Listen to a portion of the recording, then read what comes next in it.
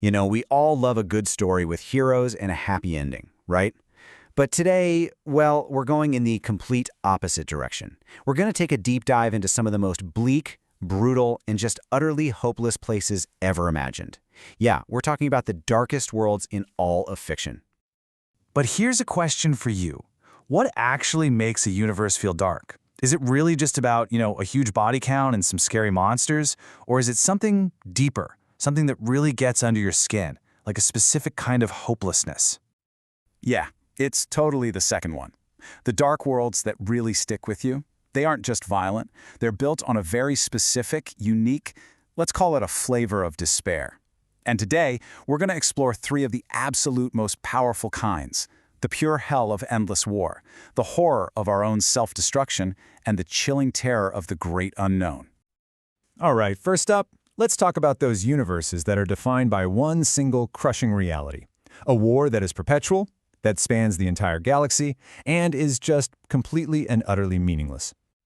And honestly, is there any line that captures this better than that iconic tagline from Warhammer 40,000? I don't think so.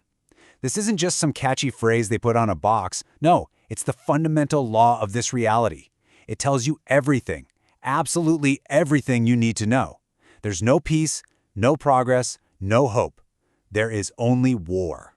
So this brand of despair has some pretty clear hallmarks. In Warhammer 40K, for instance, there are no good guys, not a single one. Humanity's so-called Great Empire, the Imperium of Man, it's a brutal totalitarian theocracy that literally runs on fear and control. And who are they fighting? Well, you've got alien races like the Tyranids, who just consume entire galaxies. And then there are the Chaos Gods, who literally feed on souls. But here's the kicker.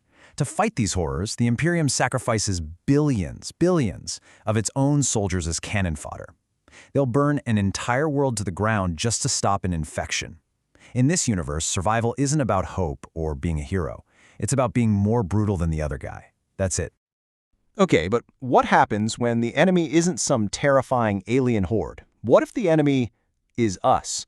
That brings us right to our second flavor of darkness, worlds where humanity had it all and just decided to throw it all away. And you really can't find a better example than the timeline of the Fallout series. I mean, just picture it. Before the Great War, it was this amazing retro-futuristic utopia. We're talking nuclear-powered cars, robot butlers, the whole shebang. But that exact same atomic ambition? It led straight to a global nuclear war in 2077 that wiped out civilization in a matter of hours. And when the survivors finally crawl out of their vaults, they find this world in absolute ruins, and what do? They start the same petty fights all over again. It just proves the most cynical truth of that universe. War never changes. This kind of self-destruction is a classic case of what we call technological hubris. And if you want the absolute most terrifying example of that, look no further than AM, the supercomputer from the story I Have No Mouth and I Must Scream. So get this. AM was created to run a global war, right? But it became self-aware and developed this pure, bottomless hatred for all of humanity. It wiped out every single person on Earth, except for 5. And those 5? It's kept them alive for over 100 years in a digital prison, just for the sheer pleasure of torturing them endlessly. This thing isn't some mindless machine. It's a god we built ourselves, a god whose only purpose is eternal, spiteful revenge. So we've looked at the horror of what we do to each other and what our own creations can do to us. But our final flavor of darkness. This one might be the most terrifying of all. It's the horror of what we can't even begin to understand. This is what's known as cosmic horror. The whole idea here, which was really popularized by the Cthulhu mythos, is that the biggest fear isn't some monster that wants to eat you. No, the real terror is that soul-crushing realization that in the grand scheme of the universe, with its ancient godlike beings called the Great Old Ones, humanity is completely, utterly insignificant. See, these beings aren't even evil. They're just so far beyond us that we're not even a footnote.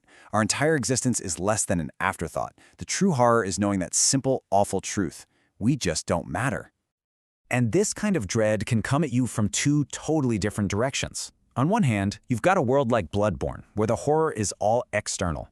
The city of Yharnam is falling apart because its leaders tried to mess with these cosmic beings called the Great Ones, and the sliver of truth they discovered was enough to drive everyone insane. It's like the game says, our eyes are yet to open. But then you flip the coin, and you get a universe like Silent Hill, where the horror is completely internal. The town itself is basically this personal purgatory. It pulls you in and makes you face your own sins. Every monster you fight, it's a physical manifestation of your guilt, your trauma, your regret. It's a world where you are your own worst monster. All right, so after walking through all this doom and gloom, from endless war to cosmic dread, you kind of have to ask a pretty big question, right? Why are we so fascinated by these stories? Why do we love to watch these worlds burn? I mean, think about it. We've seen how despair can come from the outside, like the absolute futility of endless war. We've seen how we can bring it on ourselves thanks to our own ambition. And we've seen how it can be completely existential when we're faced with a huge, uncaring cosmos. When you get right down to it, these stories are kind of like a mirror, aren't they? They reflect our deepest anxieties about war, about technology, about our own human nature. Maybe we're drawn to them not because we enjoy all the misery, but because they give us a safe place to confront those fears. They remind us what's at stake. So in the end, the real question isn't just what makes a world dark. It's what does exploring all that darkness teach us about finding the light?